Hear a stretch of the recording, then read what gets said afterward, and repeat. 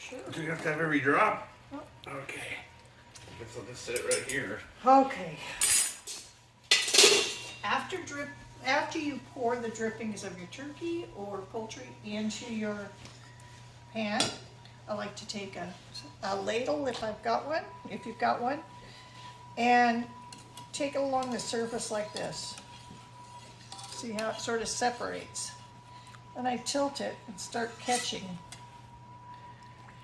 the fat and this is like the skin. I always take that out. Sometimes if you're short, this turkey had a lot of juice.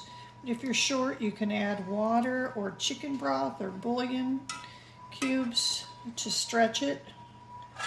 You can see the fat separating there. I don't know if you can see it.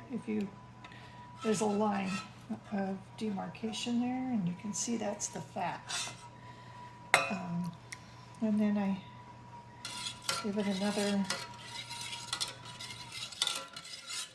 and go around.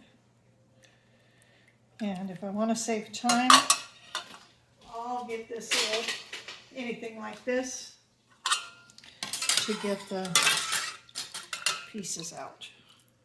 The ladle kind of helps the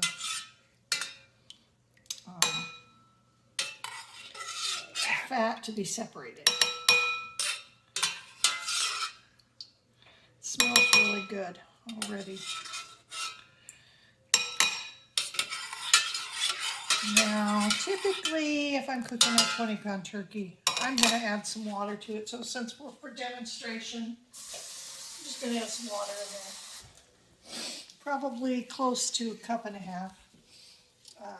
For a half of this is a 2-quart saucepan. And I want to bring this to a boil. While that prepares to boil, I get my cornstarch in a cup and a fork.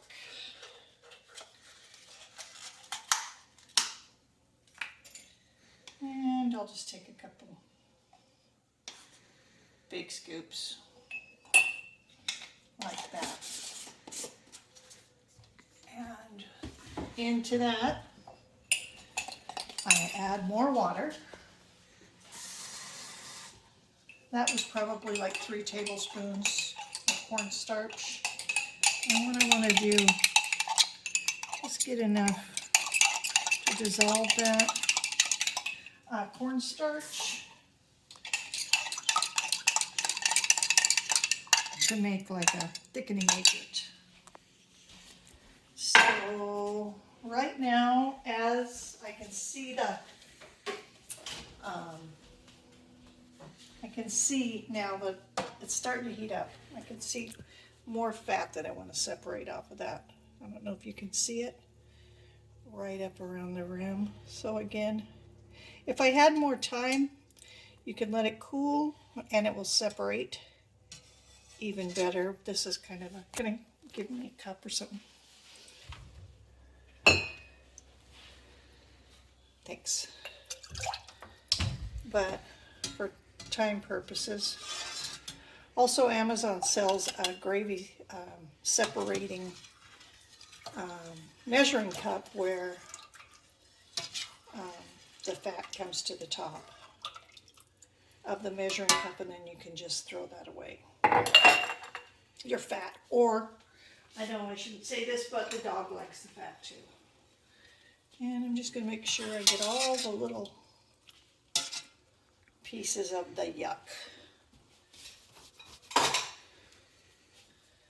Okay, now it takes a couple minutes for that much to come to a boil. And as you can see, it's coming to a nice rolling boil.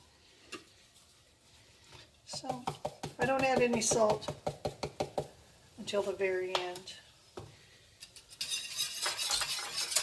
But now I'll stir, slowly drizzle this in there.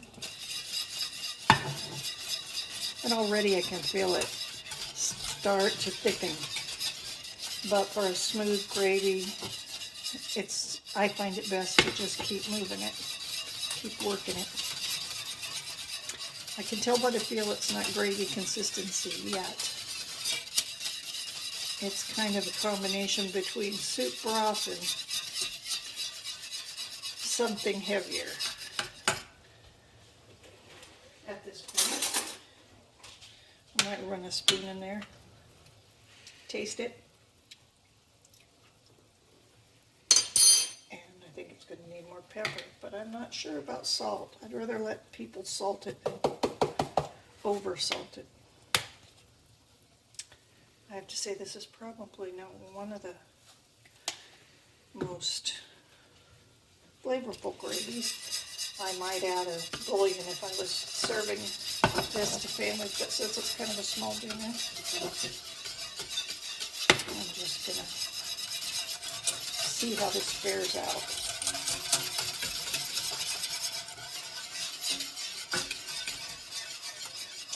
Still leaving it on medium high.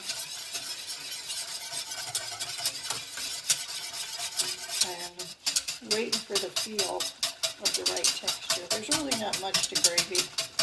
Just got to keep moving it, and not adding your thickener all at once makes a huge difference.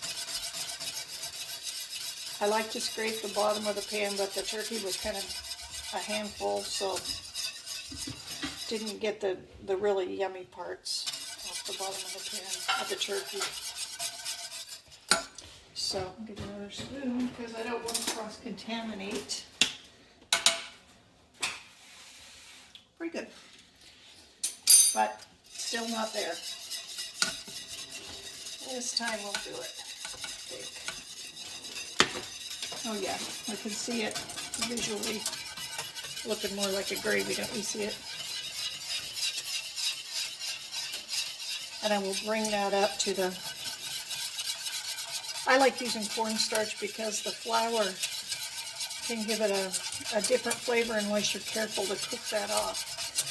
The cornstarch is a little bit more neutral to my taste buds, but everybody's different. I know my sister-in-law makes a really yummy flour gravy, so I think it's just what you're used to working with. So it looks like I ended up with a whole 3 tablespoons probably diluted. And there you have it. I'd say this is pretty much ready. I'll just finish cooking it off.